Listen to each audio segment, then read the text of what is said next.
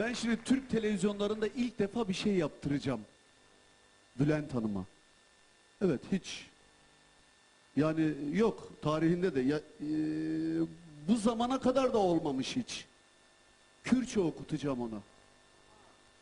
Evet. Bu arada çalışmışım yani, ben söyledim. Yani bak, aha notası da burada. Aha buyurun. Aha. Aha. Seslerimizi aç bakayım Ahmet. Yani niye oku... Ama pardon, bir dakika. Si yapın. Si yap. Evet. Sus, tamam ben nakaratı sadece gireceksin. Ben zaten ayol becerebilir miyim onu? Becerirsiniz Böyle tabii ki. Ne nasıl demek canım? beceremezsin? Notayı yazdırmışım burada. Hay bir şey değil. Kürt kardeşlerimiz diyecek ki, aa bu manyak beceremedi diyecekler. Ay rezil olurum. Hiç öyle bir şey söylemezler. sana Aksine böyle bir şey söylemeniz söyler onları mi? daha da Sen mutlu ver eder. notayı bakayım Buyur, bana. notayı verdim sana. Ben serbest okuyacağım. Rındam'ın bölümüne beraber gireceğiz. Tamam. Sen de Tamam, ben de eşlik ederim. Ebru'cum. Gözlüğüm nerede? Gözlüğüm nerede?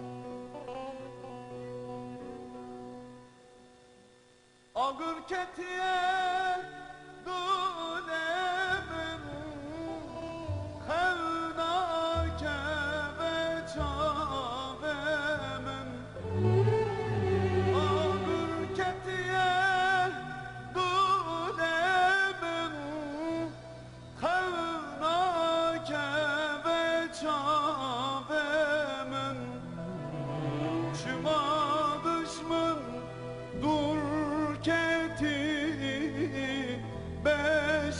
beşeron ya çavemin Çıma düşmün dur keti beşeron ya çavemin Şimdi sende.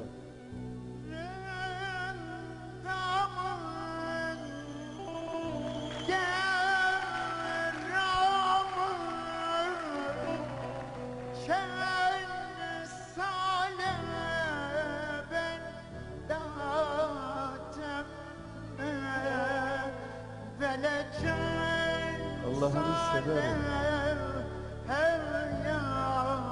Tekrar tekrar.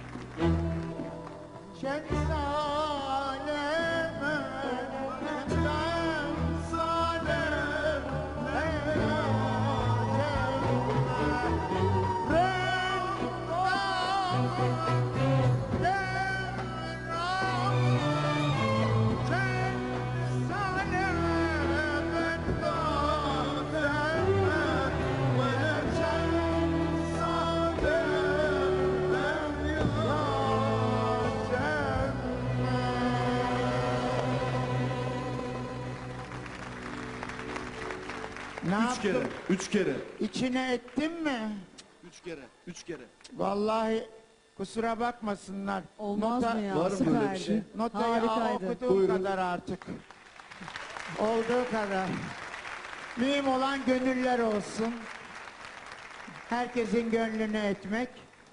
İşte bu kadar. Hayatınızda hiç Kürtçe Kızmışlar parça okudunuz mıdır mu? bana acaba? Kim ya? Okudun Hayır, burada orijinal 10 numara okudun. Öyle mi? Okudun. yani lehçesi falan oldu mu? Aynen öyle oldu. Aynen Allah'a öyle oldu. şükür. Neyse. Ağzınıza peki. sağlık. Hadi solistim. bakalım. Çok teşekkür ediyorum. Rica Beni kırmadığınız ederim. için. Estağfurullah, Ben çünkü estağfurullah. bunu size sürpriz yaptım.